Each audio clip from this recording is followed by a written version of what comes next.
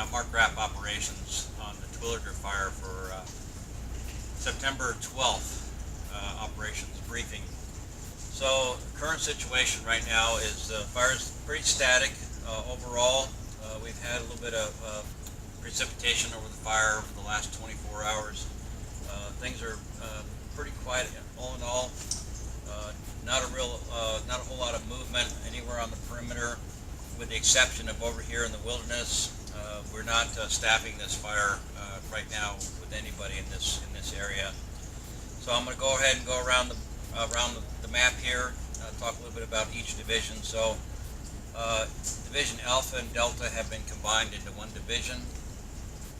So there's resources primarily working on the upper portion of this fire on the west side, doing some mop-up, some cleanup from some preparation work they did up there with removing trees, hazard trees, shrubs, and to kind of keep this road secure. The primary focus has been to keep the fire from spreading onto private timberlands over here to the west. So this is all looking really good right now. There's a few scattered hot spots within the perimeter, but generally it's looking pretty quiet out there. Down over here in Division Papa, the only real this piece here is pretty secure. The only open line piece is right here on the northeast corner, and that is really just being monitored at this time.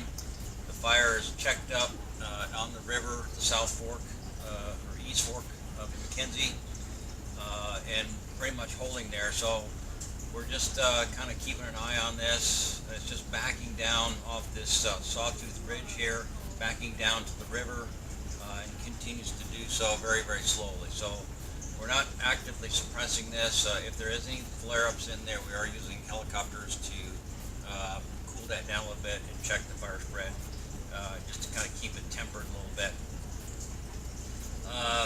Down here, so these perimeters here are being held by the reservoir. No issues there. Down here in Division Zulu, primarily this is in a patrol and mop-up status.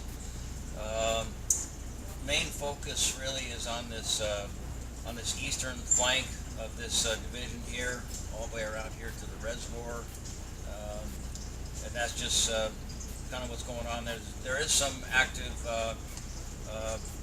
repair work going on down in that division with equipment, repairing work that was done during the initial suppression action, opening roads that was done down there, and some short pieces of dozer line to tie in roads together.